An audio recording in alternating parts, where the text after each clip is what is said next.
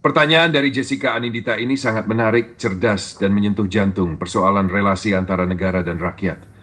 Bisa nggak pemerintah Indonesia menerapkan seperti di Korea? Kalau ada yang mau demo, dipersilakan masuk, disiapkan kursi duduk dengan tertib. Ketika masuk, diperiksa dulu satu persatu, agar aman dari sajam, batu, delelel. Jawabannya akan saya bahas secara panjang, sistematis, dan tegas, karena pertanyaan ini menyentuh dua hal besar. Satu, budaya demokrasi dan kematangan pemerintah. Dua, cara pandang negara terhadap rakyat. Apa yang terjadi di Korea Selatan saat demonstrasi? Korea Selatan adalah contoh negara demokratis yang matang. Mereka menghormati hak rakyat untuk menyampaikan aspirasi. Pemerintah tidak alergi terhadap kritik. Demonstrasi dianggap mekanisme koreksi, bukan ancaman. Bagaimana proses demo di sana? Satu, pendaftaran resmi dan legal diatur oleh hukum. Lokasi disediakan pemerintah, bukan dicegat aparat. Tiga, demonstran diberi tempat duduk, panggung, mic, bahkan fasilitas keamanan. Empat, pemeriksaan keamanan dilakukan, bukan penindasan. Lima, polisi bertugas mengawal, bukan memukul.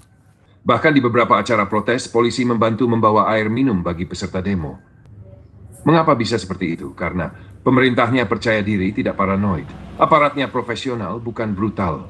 Rakyatnya terdidik, tidak provokatif. Medianya jujur, bukan tukang fitnah.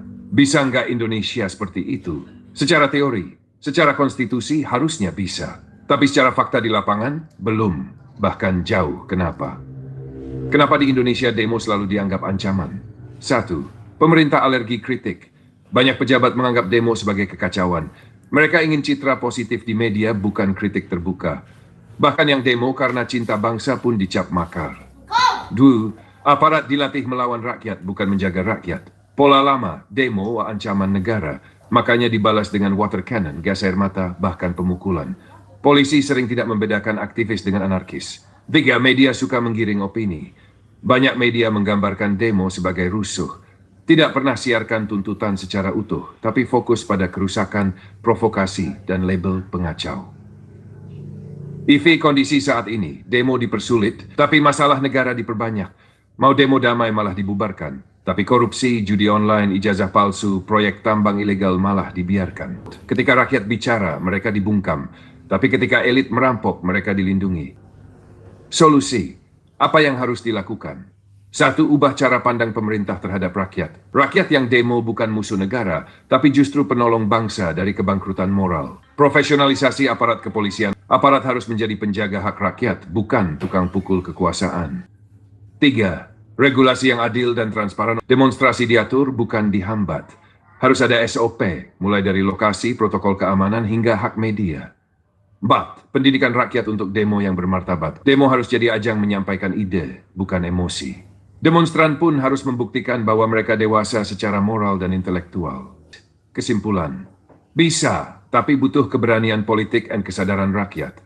Indonesia bisa seperti Korea, tapi harus dimulai dari kemauan politik yang jujur, kepolisian yang manusiawi, dan rakyat yang sadar bahwa kebebasan berbicara adalah hak yang harus dijaga, bukan dimaki. Pesan terakhir untuk pemimpin Indonesia, kalau kalian bangga menyebut diri negara demokrasi, maka jangan takut pada rakyat yang bersuara. Kalau kalian benar-benar merasa bersih dan adil, maka biarkan rakyat duduk di kursi-kursi demonstrasi dengan aman seperti di Korea. Karena negara yang takut pada rakyat sendiri adalah negara yang sedang melindungi kebusukan dalam istana kekuasaan. Kalau Kang Ibrahim atau Jessica ingin saya ubah ini jadi slide edukasi, artikel opini, konten YouTube,